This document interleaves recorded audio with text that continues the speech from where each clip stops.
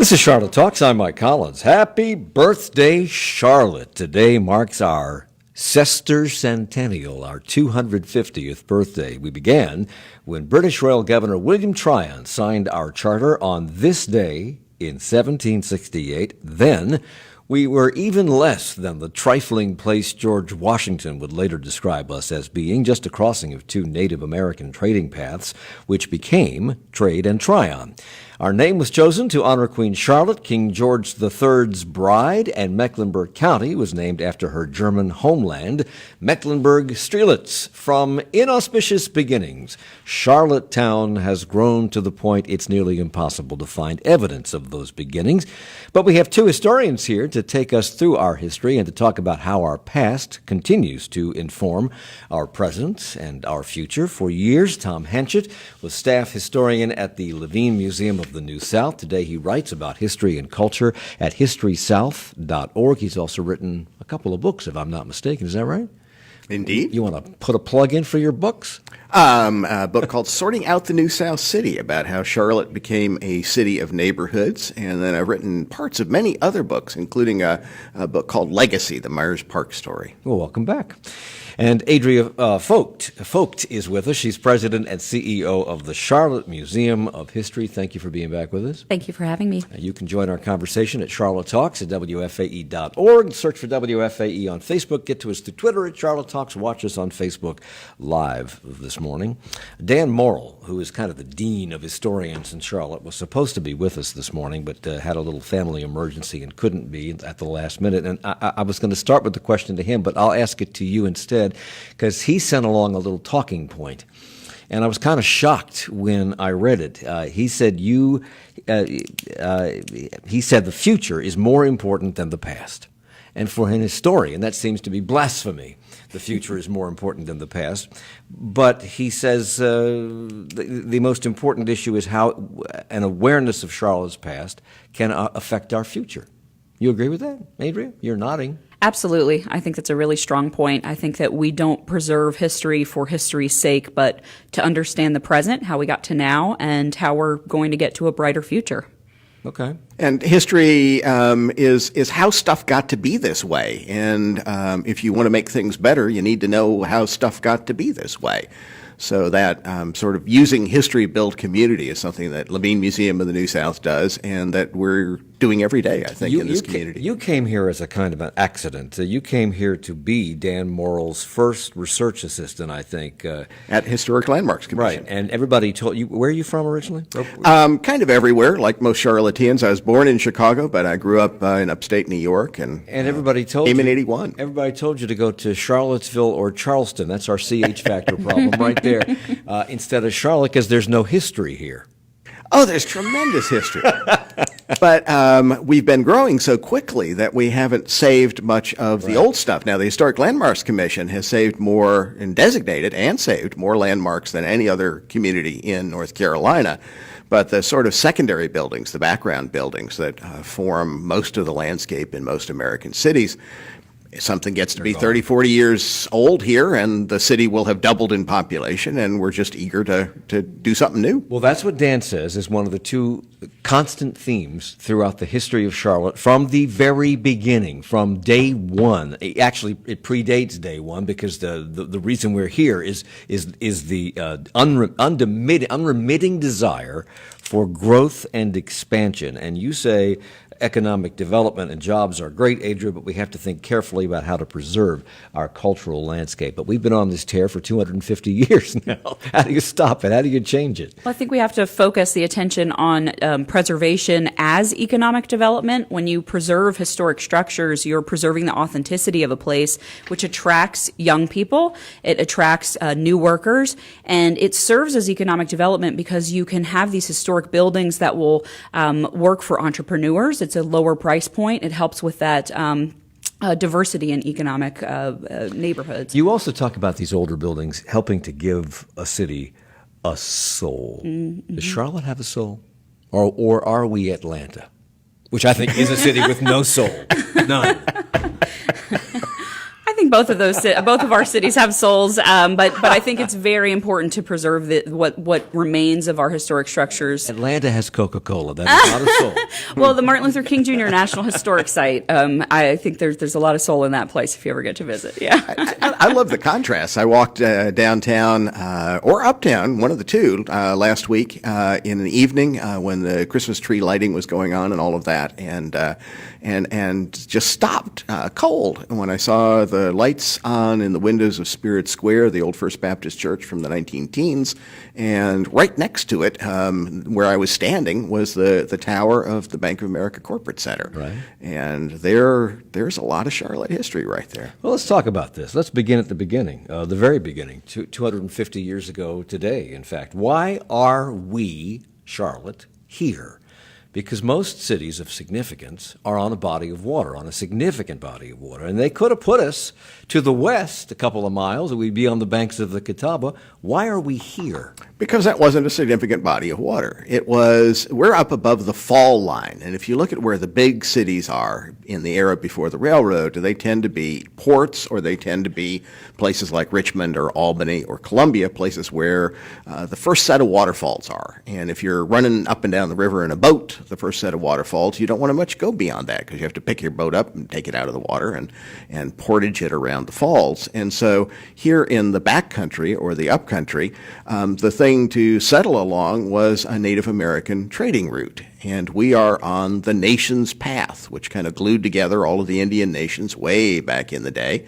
If you come up I-77, there's Nations Ford, which is an exit on I-85 now, but that was where the path coming up from what's now Georgia, South Carolina, across the Catawba River, heading up towards what's now Richmond. And if that sounds like the route of Interstate 85, we are on the colonial equivalent of Interstate 85. We're a trading city. That was a trading path, and we're still a trading city.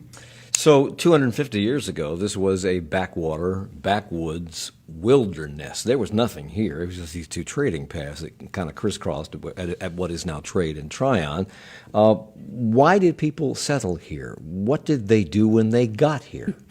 They came here first and foremost to carve out a new existence in this backcountry. And this particular area, this 360 acres that Charlotte's founding fathers purchased to form the city of Charlotte, it was rich both in farming soil, and it did have natural springs. So while it didn't have large bodies of waters, large rivers, it did have natural springs which served the new inhabitants of this area.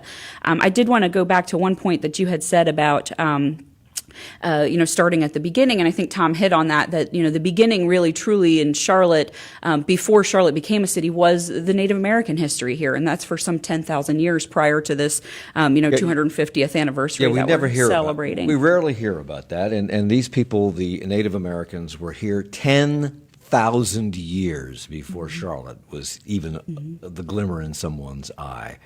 Who were they?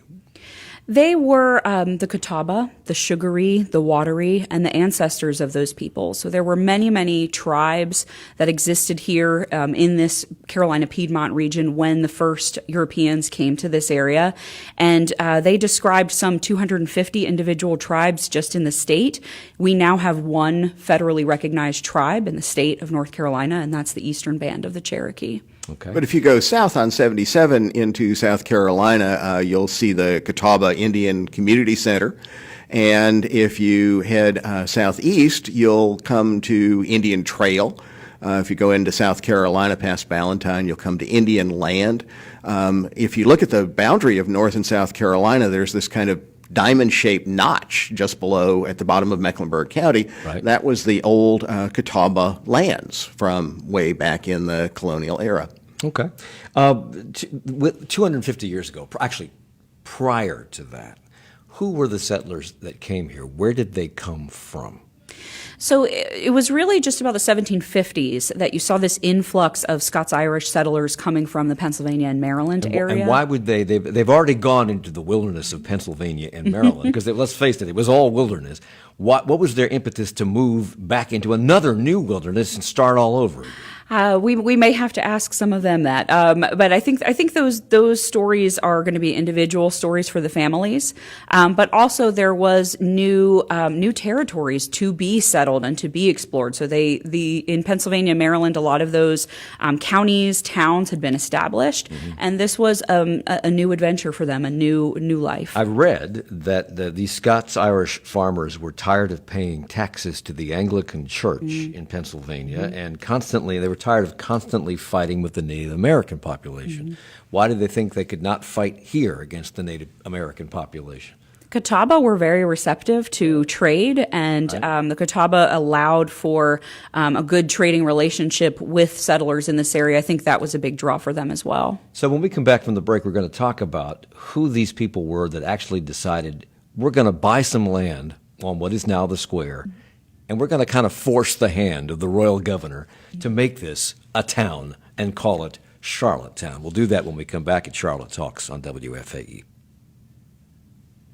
WFAE members in Discovery Place Science. What if the world's smallest geniuses could share their biggest secrets?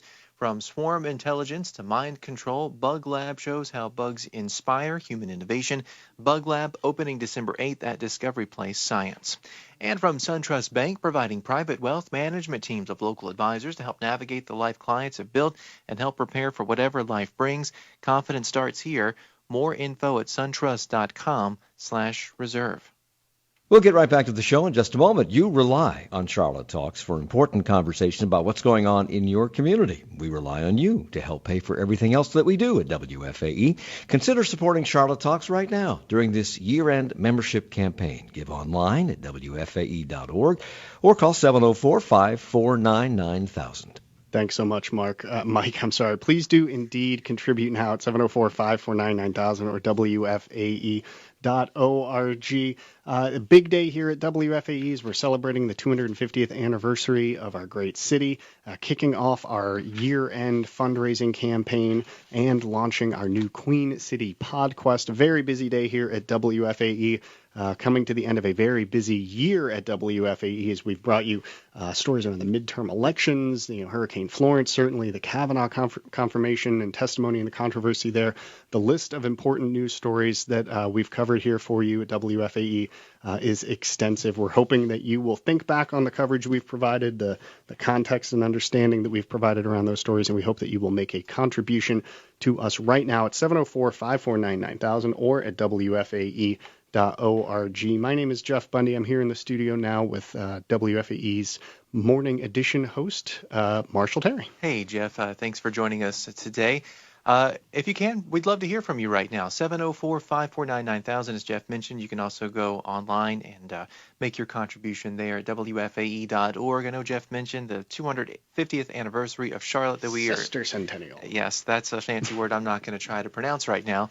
It's also I don't think you mentioned this. It's also the 20th anniversary of Charlotte Talks this year. Another anniversary that we have been monitoring. And if you can you afford to maybe do $20 a month in honor of the 20th anniversary of Charlotte Talks? Well, at $20 a month, you could get the Charlotte Talks T-shirt, which is a very comfortable green T-shirt that we've put together. That's for a contribution of $20 per month. But today, and today only, on our Sister Centennial anniversary, if you can contribute $20.84, that rounds up to $250 a year. $20.84, we will not only send you the Charlotte Talks T-shirt, we'll also send you the Charlotte Talks 3-piece enamel pin set as we celebrate the 20th anniversary of Charlotte Talks, the 250th anniversary of our great city.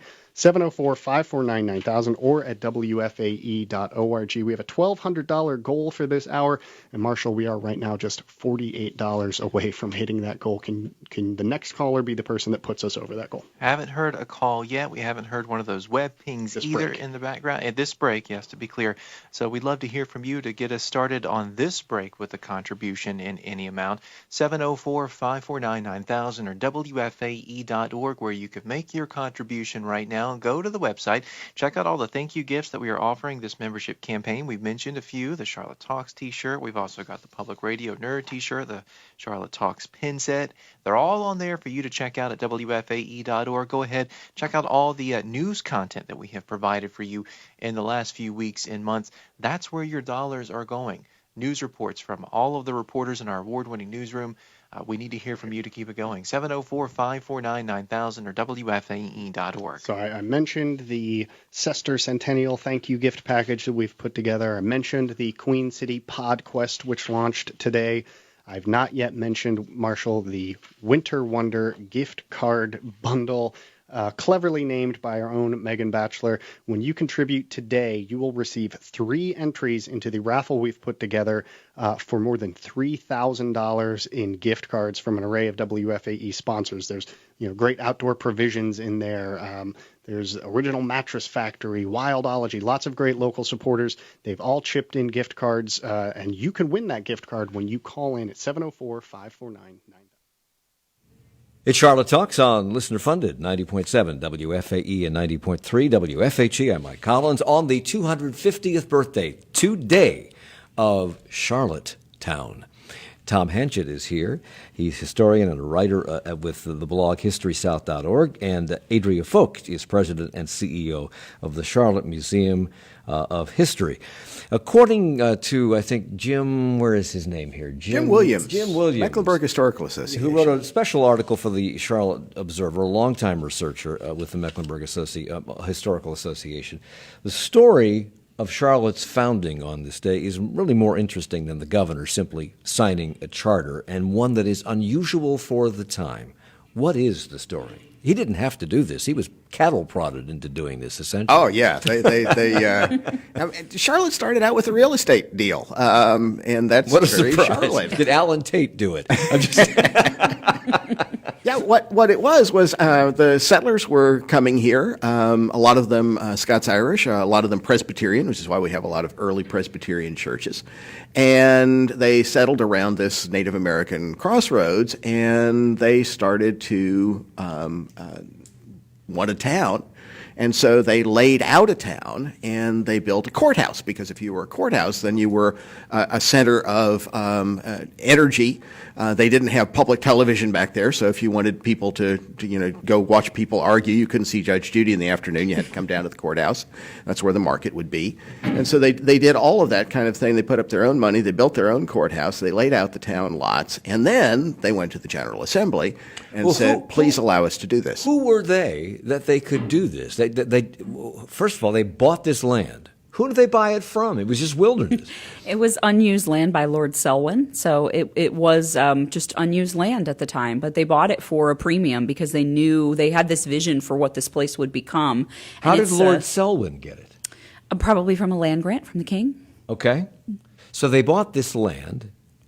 They did tracts on it. They laid it out, their future plans. And then they asked permission. Okay, and they built this courthouse, and that was simply for commerce purposes. They wanted to make money off the fact that they bought this land, and so they go to the governor, William Tryon at the time, the royal governor, and he says, okay. They take it to the General Assembly first, right? Right. The General Assembly considers it in the fall of 1768, and then on December 3rd, the colonial governor signs the charter. And, well, it's not really a charter, but it's a permission to do what they've been doing already, and makes them the county seat. How many towns were there in what is now North Carolina at the time? Do we know? I couldn't give you an exact Raleigh there? number. Salisbury was a big one. New Bern were significant towns. Yeah, the big in this cities area. were down east. New Bern was the biggest because it was the best port in this state of North Carolina. South Carolina had the best port, Charleston, of course. So this charter that was signed on this day, 250 years ago, does this charter exist? I have a copy right here. It actually exists in the North Carolina State Archives, but this is it, an act for establishing a town in Mecklenburg County. It's 4 pages long. It was signed by the handful of Mecklenburg County residents that were here putting up their own money and starting this town. And I think what's really interesting about it is that it talks about sort of the potential of it. And it says because of its location for trade, because of the healthiness of the place, and of course, they're talking about the natural springs and the farmland. It says it might soon become considerable if it was erected into a town by lawful authority. So once you have your courthouse, you have lawful authority, and it might soon become considerable. By the way, you asked the names of the founders, and Jim Williams with Mecklenburg Historical Association says Thomas Polk, John Frohock, and Abraham Alexander. Okay. We were chartered in 1768, 250 years ago today. That makes us older than the United States, but there are Older than the United States. There are a lot of towns that predate the United States, obviously. We also predate the Continental Congress and the Declaration of Independence, which came into being in 1776. But the so-called Mecklenburg Declaration of Independence, the MEC-DEC, allegedly predated the Philadelphia document. It allegedly came into being a year earlier in 1775. So it didn't take long from our founding in 1768 to the creation of the MEC-DEC. Did this unrest that led to the MEC-DEC, allegedly, is that something that's born in our DNA here in Charlotte, this distrust of authority, this rebellious nature? I believe so. I think that was always sort of the backcountry mentality was I carved this land out for myself and I will defend it. And I think there was that sentiment here. I think wasn't our motto that's now on the marker for the courthouse is something like "Leave us alone." So we had that mentality, absolutely. But there's also the religious component, as you mentioned. The colonial government was Anglican, and that was a time when there was a state religion in England and here in the colonies, and the Presbyterians, the Scots-Irish, did not want to be part of that. And so even though we named ourselves after the wife of the king, right. We were looking to do our own thing, I think, even before 1775. So the charter that established Charlotte still exists. It's in Raleigh, and you have a photocopy of it. It's handwritten. It looks just like the Declaration of Independence on parchment with very nice handwriting, beautiful handwriting, and no mistakes. It always fascinates me that these people did these beautiful, longhand documents, and there's never anything scratched out. It's amazing to me.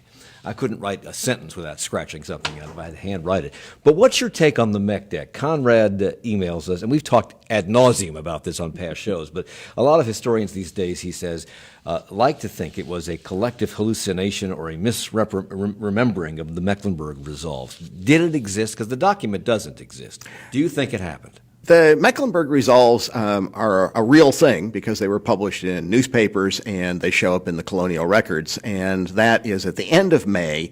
And the wording is that the authority of the king and crown are quote unquote null and void.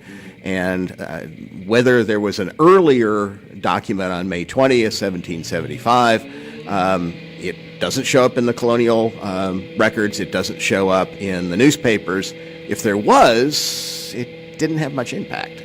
But the resolves had tremendous impact. The charter, we took the name Charlottetown, and we took the name Charlottetown because of Queen Charlotte of Mecklenburg-Strelitz, Germany, allegedly to curry favor of King George III. What were we hoping to get out of the king, and did we? Did he even know that we existed? I've heard this question before. I think the intent was to curry favor, but I also I doubt that it had any major impact. But what do we hope to get? What kind of favor would he bestow upon us? Being a courthouse was a big deal, Yeah. and so that's part of the notice me thing that a lot of communities were doing back at that So time. how many people lived here at the time? Only a few hundred, less than 1,000 people. That's actually a lot. I'm surprised you didn't say 30. I'm serious. I mean, there was nothing. I mean, literally, there was nothing here. You have a diorama at the museum. We do. And you can see how the town was laid out in those early years. You can see the courthouse. The diorama is a three-dimensional depiction of Charlotte.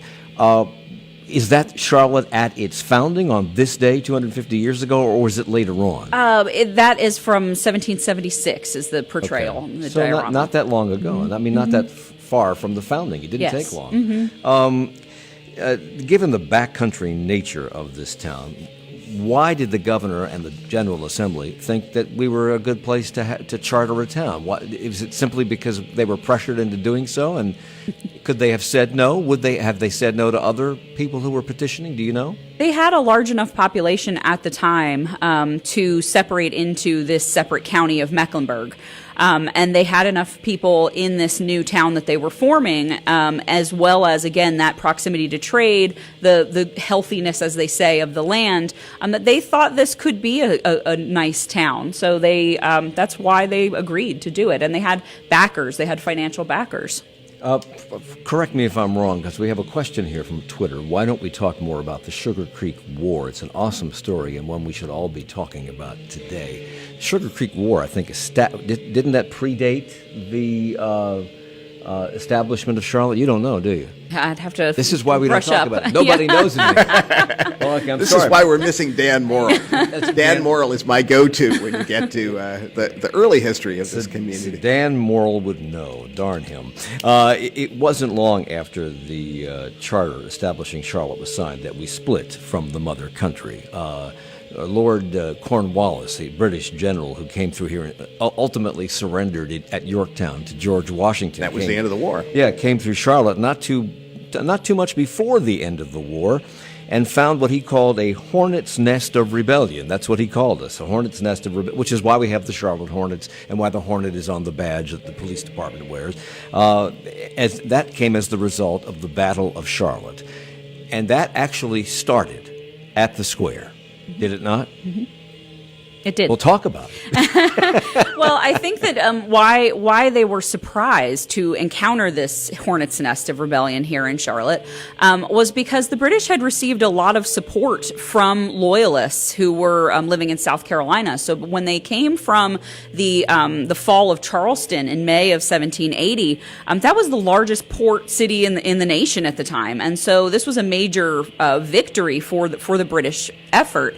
And when they came up through this area, they were encountering this rebellious hornet's nest of patriotism that they didn't expect. They expected loyalism. Mm-hmm. So that was part of what surprised them, why they thought we were a hornet's nest. And there was an actual battle fought on the square with gunfire and people up firing and down back. Tryon Street. Yeah, and it went out. It went up Tryon Street to what is now near Sugar Creek Church. Right. And Sugar Creek, named for the Sugaw, probably was an Indian word for gathering place. So yet another indication that people were here before the Europeans got here. They don't like it when I talk about this, but occasionally we have construction outside of our studio here at Spirit Square, and right now they are doing what we've done for 250 years, tearing up the sidewalk.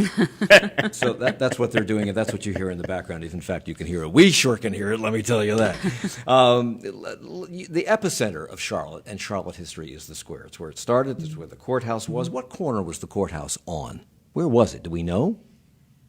The courthouse, there were several courthouses. The ones that... The original one, the one that they wanted to put and say, we have a town now, call us a town, call us Charlotte. So I had to have to almost look at our diorama. And I think that actually Jim Williams explained to me that one of the mistakes that they made when they created that original diorama was the way that it was facing, the way that the courthouse is facing. But I will have to go back and correct But it's in that. the center of the square. It is. Mm-hmm. And that was a British thing. If you go to small towns in England today, the courthouse is right at the center of town. And it's a two-story building. It can be not a particularly grand building. The courthouse itself is sitting up on piers so that you can have a market underneath it. Huh. And there were at least a couple of early courthouses that were done that way, one out of log and then one, I think, out of brick. Like everything else here, every couple, 3, 4, or 5 decades, they would tear down the courthouse and start over again. Well, that is my next comment or question, because you say, Adria, that at any time in our history, if a Charlottean has been away from town for 50 years and came back, they would not recognize the square that they remembered from 50 years ago. And that is true over 5 50-year periods, from 250 years ago to today. Absolutely. It's more than that, isn't it? Why? Is that unusual for any city? I think it's usual for a city that's experienced the growth that we have seen. So I grew up in Pennsylvania Dutch country in Pennsylvania, and when I go home, I see historic structures that are from the 18th, 19th century on every block. But it's not an area that has had a lot of economic development. There are not a lot of jobs coming into that area. There's no real reason to develop, and so Charlotte has both benefited from this development, and of course, the historic preservation element has suffered. Do you think that will change now? Because you specifically said that just about every generation in Charlotte would fail to recognize the square if they came back 50 years later. Well, now on the square, we have the Bank of America Tower. We have the Independence Tower, which is across the street. We have the other Bank of America building on the other corner. And then we have this park and another skyscraper on the fourth corner. It's hard to take down a skyscraper.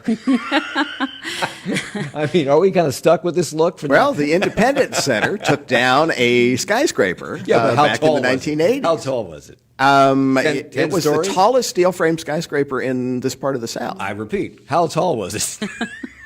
It wasn't 60 stories. Nope, Okay. but it seemed like it would last forever when it was built. So this is a city that reinvents itself. That's the essence of this new South that we have been living in since the Civil War, is this reinvention and reinvention. So when we come back, we're going to hopscotch through Charlotte's history. We're going to just hop all over the place because 250 years ago was one thing, was nothing here. But then we're going to talk about some of the significant things that have happened over time and where they happened and what the impact of those things are or have been on Charlotte Talks on WFAE. Comes from WFAE members in Tyndall Subaru Gastonia, featuring the new Outback with eyesight safety technology that sees problems and initiates action to help avoid trouble. Details at tyndallsubaru.com and on Facebook at Tyndall Subaru.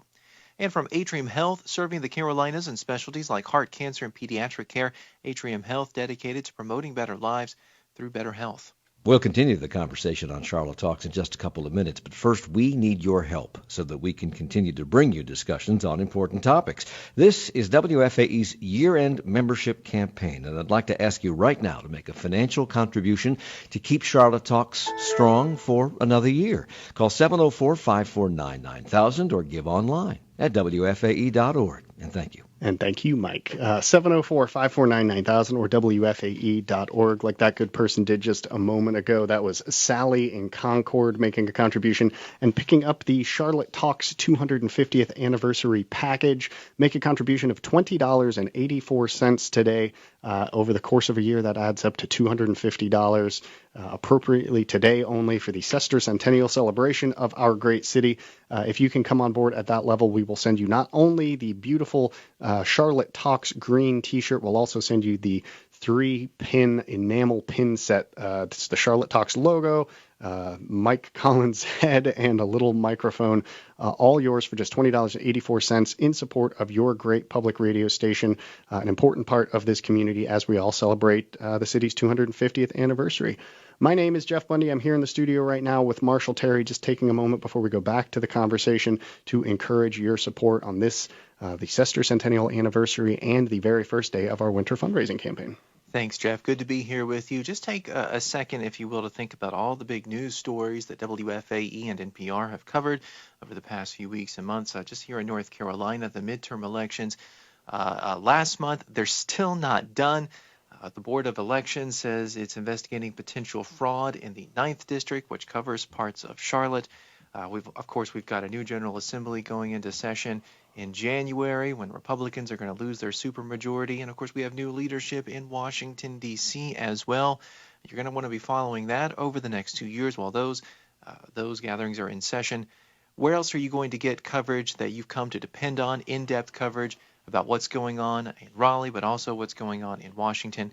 But right here on WFAE and from NPR, 704-549-9000 or WFAE.org is the way to turn your dollars into news reports. When we hear from you. We've had an amazing response to our fundraising campaign this morning. When Marshall and I sat down at the start of this hour of fundraising, we were hoping to raise $1,200. And Marshall, I'm looking at the results board. Thanks to Scott and Sally, Christian, Sherry, Jamie, Taylor, Denise, and a few other people who contributed already this hour. We're now $362 away from raising $3,000. So great progress towards our goal for this hour, great progress towards our goal for the day. Let's keep that momentum going with your call, your contribution at WFAE.org, like that person just did. Remember, in addition to the 250th anniversary thank you gift package that we've put together, today only also entitles you to 3 entries to the Winter Wonder gift card bundle raffle that we've got going on. $3,000, more than $3,000, Marshall, more than $3,000 worth of gift cards from area WFAE businesses, WFAE sponsors. And those are up for grabs. If you make your contribution today, you will get 3 entries to that raffle. All of our sustainers, we've got you taken care of. You automatically get 1 entry into that raffle. If you upgrade your support today, though, you'll get those additional 3 entries for a total of 4 entries. I know that's a lot of numbers. I know it's a little confusing.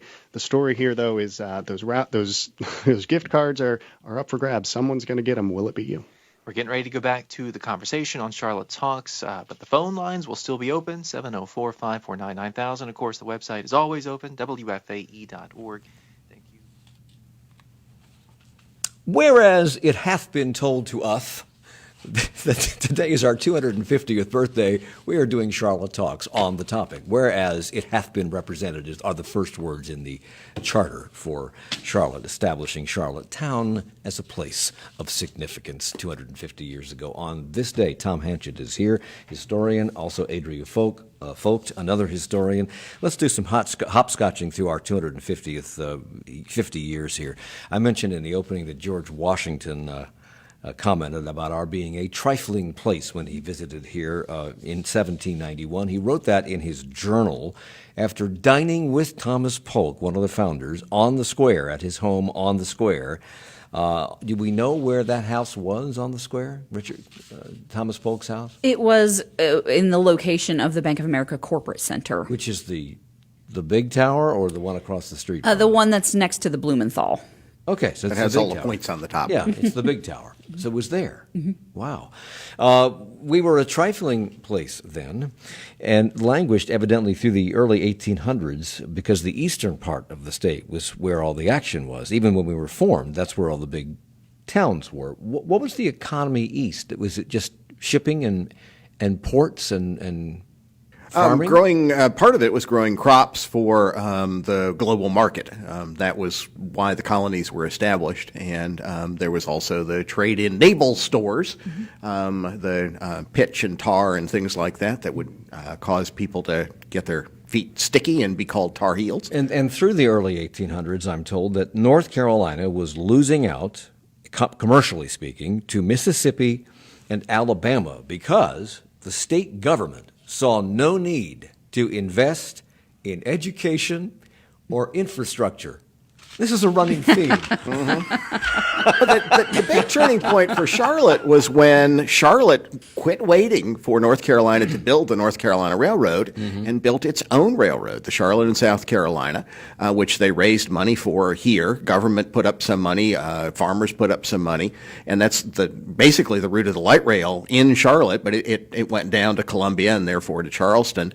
And when that opened in the 1850s, the folks in Raleigh said, hey, we got to get on the stick, and they built the North Carolina Railroad over from Raleigh to Charlotte. So Charlotte was a railroad crossroads when you hit the Civil War. And the reason I say this is a running theme, this desire not to see any, well, not a desire, but this ignoring the need for infrastructure, let's put it that way. The state government was shamed, evidently, into building roads for automobiles in the early part of the 20th century, in the 20s, 30s, and 40s, by Grady Cole, who was the morning personality at WBT back in the early days of radio. And he would get on there and just shame them about having terrible roads in the state. Well, slightly before that, a fellow named Cameron Morrison, who was the governor of North Carolina. Became the Good Roads governor, didn't he? Became the Good Roads governor, convinced the state legislature to put out a massive bond issue. And that was the beginning of paving roads statewide. And that's one of the things that put Charlotte at the forefront, North Carolina at the forefront. But Cameron Morrison owned a big farm in his later years that became the South Park area. Right. Let's talk about gold. The discovery of gold here in 1799 led to a gold rush through the 1830s. Kind of a gold trickle. Compared to California. California in 1849, that was a gold rush. But here we did have folks coming here. We had a mint in 1837, first mint outside of Philadelphia. Thanks to President Andrew Jackson, who's from Waxhaw, right? I believe. What did the presence or the establishment of the U.S. Mint mean to Charlotte? What did it do, if anything? It brought some immigrants. A number of folks came from other parts of the world to be part of us. It helped Charlotte grow in the early 19th century. Of course, when the California gold rush happened, Charlotte languished, and the mint became not a used place and was eventually torn down. Imagine that, but they saved it, and you can still see the original mint out in the back part of the Mint Museum of Art off Randolph Road. So they actually took the building apart Took it and apart. moved it. Yeah, it used to stand on Mint Street. Once upon a time, Mint Street made sense. Right. As so much of Charlotte.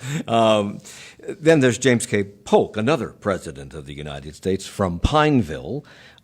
He would come into office in 1845. Did we benefit from his presence in the White House in any way?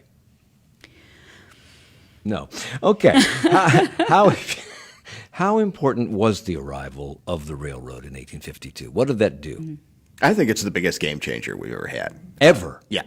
Because at that point, there were no railroads into this part of the Carolinas. And if that railroad had gone to Lincolnton, we would be sitting amidst the skyscrapers of Lincolnton today.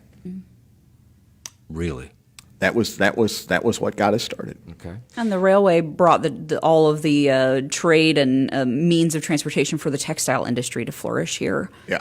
First mill in Charlotte was in 1881. By the 1920s, this area had overtaken New England as the textile manufacturing center for the United States. Why? And so, why did that happen? It happened about 15 years after the War of Northern Aggression.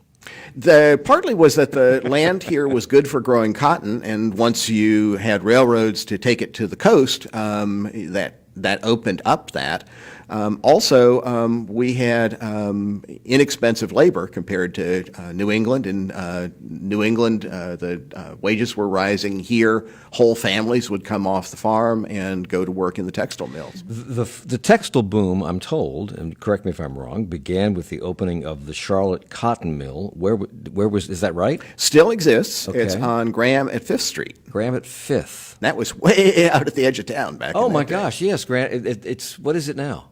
It has been renovated by Charlotte-Mecklenburg Historic Landmarks Commission in partnership with a series of developers. There's housing. I think that what was in the mill itself went out recently. It was a night bar and nightclub, and I'm not sure what's going in there right now. We don't talk much in Charlotte about our association with the Great Unpleasantness or the Civil War to most other Americans, otherwise known. Where did we stand on secession? The first articles of secession were voted in Charleston, in South Carolina. They did it, and then off we go to the war. Where did we stand? Did we take a position? Anybody in Charlotte take a position on secession? Because this was not a great big slavery area, was it? There were about 40% of us, I think 38, 39, something like that, were African American right before the war, and almost all of those folks were enslaved. We did not have big plantations here, but we had small-scale slavery. And the Mecklenburg County, the representatives from here voted in favor of secession. Once you got a little bit west of here, where there was much less slavery, that's where the real opposition to the war took place. During the war, we were the site of the Confederate Navy Yard, which I found... Well, yeah, when I heard that, I said, no wonder they lost, you know?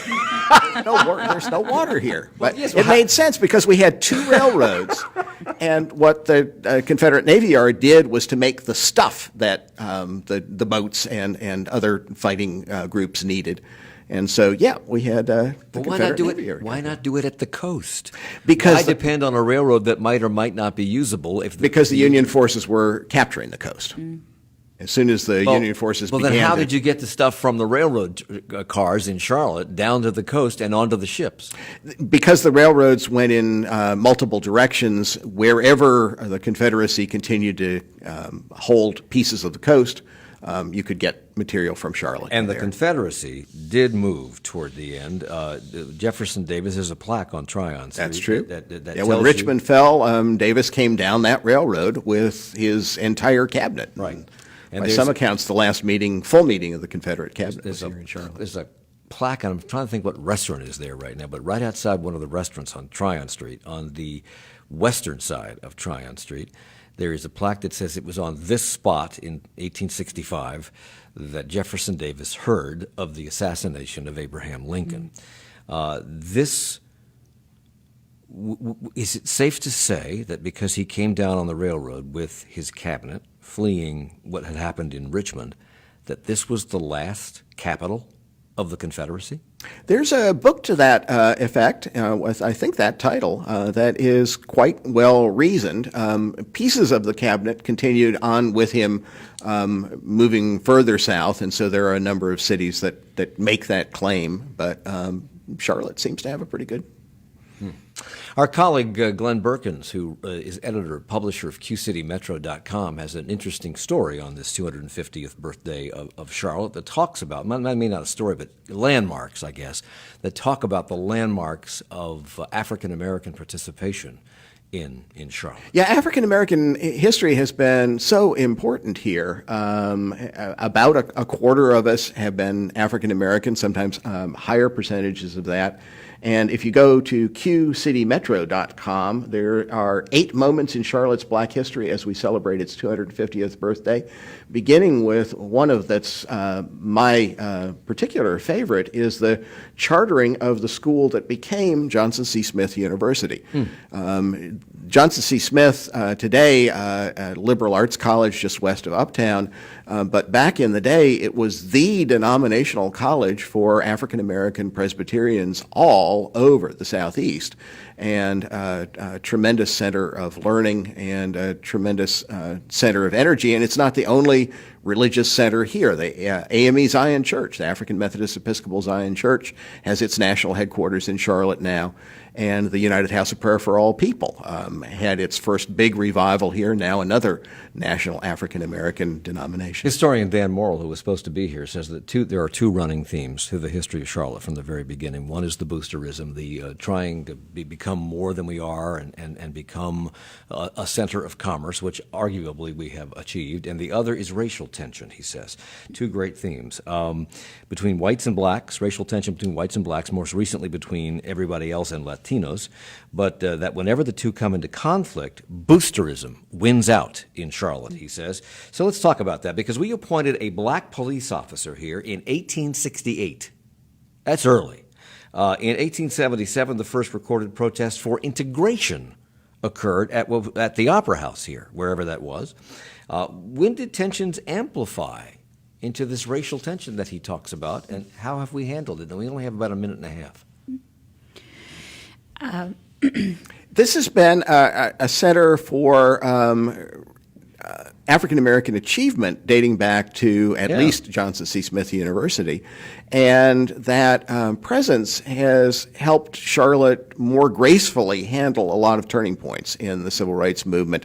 Desegregation of restaurants happened here in 1960 when a lot of other cities resisted. 1963, upscale restaurants. Quickly and quietly because of cooperative leadership between blacks and whites. Right, because people knew how to talk to each other, and that's one of the ongoing themes of Charlotte that helped us when Charlotte was the test case for court-ordered busing in 1971, Swan versus Mecklenburg, and this city became well known for its successful integration of schools. So if the past is prologue, what do you anticipate for the next 250 years? You're asking a historian to predict the future. Yeah. I think we're going to keep growing. That's been the main engine of our history making has been this continuous growth. There's never been a decade since the railroads came that we have not grown. And that's also our biggest challenge, which is how to create a community in this city of newcomers. We're going to have a big celebration today. We're not, but they are, on the square at the CLT 250 at the square between 11:30 and 1:30 today. I want to thank Adria Polk, President and CEO of the Charlotte Museum of History, and Tom Hanchett with HistorySouth.org for being part of our version of the celebration. Thank you both for being here. Appreciate it. Thank you. Thank you.